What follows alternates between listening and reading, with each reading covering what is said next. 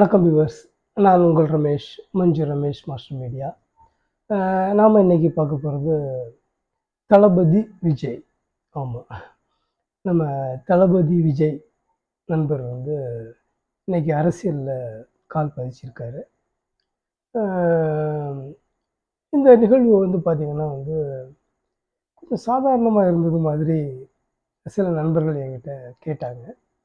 அதாவது ஏன்னா, இப்போ நம்ம சூப்பர் ஸ்டார் ரஜினி சார் வந்து அரசியலுக்கு வரார் அப்படின்ன உடனே பார்த்தீங்கன்னா, மிகப்பெரிய ஒரு கொந்தளிப்பு இருந்துச்சு. பல தரப்பட்ட இடங்கள்ல இருந்து ஒரு பெரிய எதிர்ப்பு குரல்கள், ஒரு சலசலப்பு, இது எல்லாமே இருந்துச்சு. அதுக்கப்புறம் பார்த்தீங்கன்னா ரைட், அவர் வரல. Right, okay. ஆனால் இப்போ விஜய் அவர்கள் வந்து அரசியலில் கால் பதிகிறார் அப்படின்னோடனே எல்லாருமே அதை ரைட், ஓகே, வரட்டும், யார் வேணாலும் வரலாம் அப்படிங்கிற மாதிரி ரொம்ப கேஷுவலாக அதை கடந்திருக்காங்க. இது எப்படி அப்படிங்கிற மாதிரி ஒரு சந்தேகங்களை கேட்டாங்க. இங்கே இது ஒரு ஆராயத்தக்க விஷயம்தான். காரணம் என்னன்னு கேட்டிங்கன்னா, இங்கே நடிகர்களுடைய அரசியல் அப்படிங்கிறது குறிப்பாக நம்ம தமிழ்நாட்டில் பார்த்திங்கன்னா இன்றைக்கி ஒரு பெரிய ஒரு வேல்யூபிளான ஒரு விஷயம் கிடையாது அப்படிங்கிற மாதிரி இங்கே இருக்கிற அரசியல்வாதிகள் எல்லாருக்குமே புரிஞ்சிருக்கு. ஆமாம், சமீபத்தில் பார்த்திங்கன்னா நம்மளுடைய கமல் சார் கூட பார்த்திங்கன்னா ஒரு அரசியல் கட்சியை மிக பிரம்மாண்டமாட்டு மிகப்பெரிய ஒரு எதிர்பார்ப்புகளோடு ஒரு மாற்று அரசியல் அப்படிங்கிற மாதிரி பேசி கொண்டு வந்தார். ஆனால் கமல் சார் அதுக்கப்புறம் கமல் சாரோட கட்சியினுடைய வேல்யூ எந்த அளவுக்கு இருக்குது அப்படிங்கிறது உங்களுக்கே தெரியும். அதாவது அவரால் ஒரு பெரிய வெற்றிகளை அவர் நினச்ச மாதிரியெல்லாம் இங்கே குவிச்சிக்க முடியலை. ஏன்னா ரஜினி சாருக்கு அப்படியே ஈக்குவல் கமல் சார். அதாவது அவருக்குமே மிகப்பெரிய ஒரு ரசிக பட்டாளம் இங்கே இருக்குது தமிழ்நாட்டில். அப்படிங்கும்போது கமல் சாருக்கு அந்த வெற்றி ஏன் சாத்தியப்படலை அப்படிங்கிறது பார்த்திங்கன்னா இங்கே ஒரு ஆராயத்தக்க விஷயம். ஏன்னா விஜயகாந்த் சாருக்கு கிடைத்த அந்த வெற்றி கூட கமல் சாருக்கு கிடைக்கல. அப்படிங்கும்போது விஜயகாந்த் சாரோட ரொம்ப பவர்ஃபுல் ஆர்டிஸ்ட், மிகப்பெரிய ஒரு ரசிக பட்டாளம் இருக்கிற ஒரு ஆர்டிஸ்ட். அப்போ கமல் சாருக்கு ஏன் கிடைக்கல, அதை நம்ம பார்க்கணும்.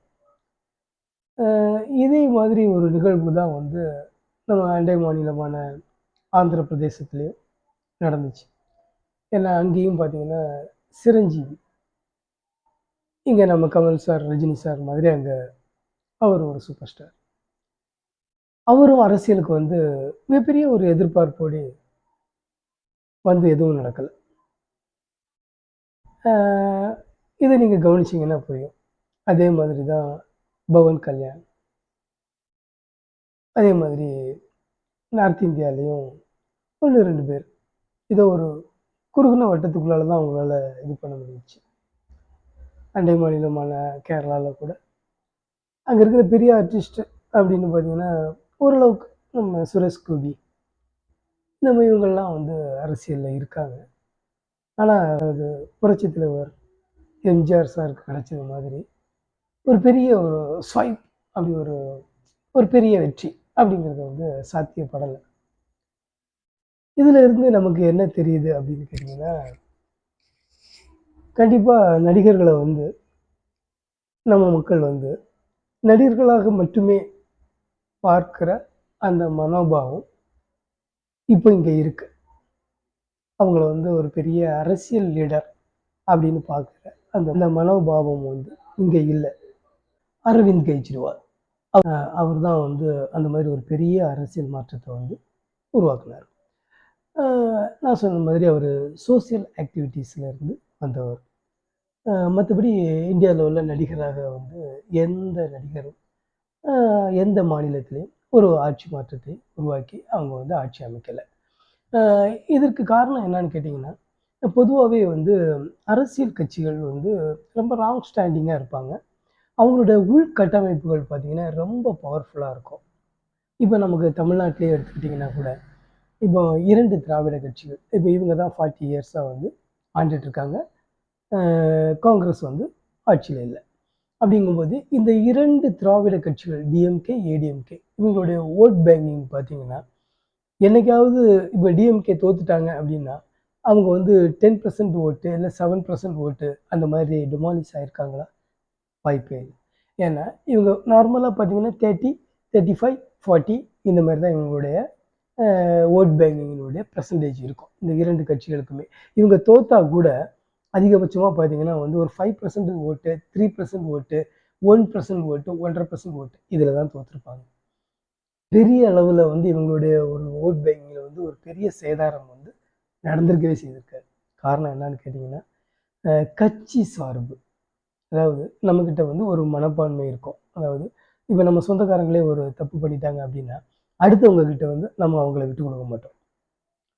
என்னதான் இருந்தாலும் நம்ம சொந்தக்காரங்க, நம்ம இனம் அப்படிங்கிற ஒரு பாண்டிங் இருக்கும். இதே மாதிரி இந்த பாண்டிங் தான் வந்து கட்சி சார்புல கட்சிகள்ட்டயுமே நமக்கு இருக்கும்.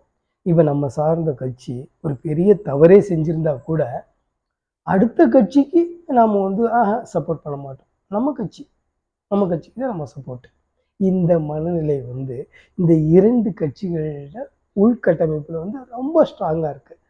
அந்த பற்றுதல வந்து உடைச்சு இன்னும் ஒரு ஒரு பெரிய சக்தி இங்க உருவாகணும் அப்படின்னா, அதுக்கு ஒரு பெரிய ஒரு ஒரு பவர் இருக்கணும். மக்கள் மனசுல ஒரு பெரிய ஒரு மாற்றம், மாற்று சிந்தனை உருவாகி இருந்தா மட்டும் தான் இது சாத்தியப்படும். இத தான் திரு ரஜினிகாந்த் சார் வந்து அவருடைய அரசியல் வருகை சமயத்துல ஒரு விஷயம் சொல்லியிருந்தாரு. அ அரசியல்ல நான் வரணும்னா ஒரு பெரிய ஒரு மாற்றம் நிகழணும். நீங்க வரணும், நீங்க வரணும் அப்படிங்கிற மக்கள் வந்து நம்மள வரவேற்கணும், எதிர்பார்க்கணும். ஒரு ஒரு பெரிய ஒரு புரட்சி மாதிரி அது இருக்கணும் அப்படின்னு சொன்னாரு. இது வந்து எம்ஜிஆர் சார் காலத்துல வந்து நடந்துச்சு. ஆனா இப்போலாம் அந்த மாதிரி வாய்ப்பே இல்ல. காரணம் என்னன்னு கேட்டீங்கன்னா வந்து, இப்ப வந்து மக்களுடைய மனநிலையில வந்து நெறைய மாற்றங்கள் இருக்கு. என்னன்னா ஒரு நடிகர் அப்படிங்கிறத வந்து நடிகராவே பார்க்குறாங்க. அத தாண்டி ஒரு அரசியல் பவர் உள்ளவங்களா அவங்கள பார்க்கல. அதனால தான் வந்து பார்த்தீங்கன்னா, இங்க விஜயகாந்த் சாரா இருந்தாலும் சரி, இல்ல சரத்குமார் சாரா இருந்தாலும் சரி, கமல் சாரா இருந்தாலும் சரி, பாக்யராஜ் சாரா இருந்தாலும் சரி, இந்த மாரி நடிகர்களா வந்தவங்க வந்து எல்லாருமே வந்து ஒரு குறிப்பிட்ட சதவீத ஓட்டோடி வென்றாங்க. அத தாண்டி ஒரு ஒரு அரசியல் மாற்றத்த உருவாக்குற அளவுக்கு ஒரு சக்தியா வந்து அவங்க வளர முடியல. இது நிதர்சனமான உண்மை. அப்படி இருக்கக்கூடிய ஒரு பட்சத்துல வந்து, விஜய் அவர்களுக்கு மட்டும் அந்த மாதிரி ஒரு பெரிய ஒரு மாற்றம் நிகழும் அப்படிங்கிறது வந்து, எந்த விதத்துல சாத்தியம் அப்படிங்கிறது வந்து தெரியல. ஒருவேள இங்க வந்து பார்த்தீங்கன்னா, அ மக்கள் தான் ஜனநாயகத்துல வந்து சுப்பீரியர்ஸ். அவங்களோட வோட்டிங் தான் வந்து ஆட்சியில யார் அமரணும் அப்படிங்கிறத வந்து டிசைட் பண்ணும். அப்படிங்கும்போது, அந்த மாதிரி விஜய் சார வந்து ஒரு டிசைடிங்கில கொண்டுட்டு வந்தாங்கன்னா, சாத்தியப்படலாம். பார்ப்போம். பொறுத்திருந்து பார்ப்போம். அந்த மாரி ஒரு சாத்தியம் நடக்குதா அப்படின்னு. அது நடக்காத வரைக்கும் சமீபத்திய உதாரணங்கள வச்சு பார்க்கும்போது, அதுவும் ஒரு அரசியல் நிகழ்வு. ஒரு நடிகர் வரார் அப்படிங்கிற மாதிரி தான் இங்க நம்ம ஏத்துக்கிற வேண்டியது இருக்கு. அ வெயிட்டிங் அவரோட பாணியில நாமளே சொல்லுவோம். வெயிட்டிங் அப்படின்னு. ரைட். உங்களுடைய மேலான ஆதரவுக்கு ரொம்ப தேங்க்ஸ். என்னோட சேனல வந்து சப்ஸ்கிரைப் பண்ணுங்க, சப்போர்ட் பண்ணுங்க, லைக் பண்ணுங்க, ஷேர் பண்ணுங்க, கமெண்ட் பண்ணுங்க. Thank you.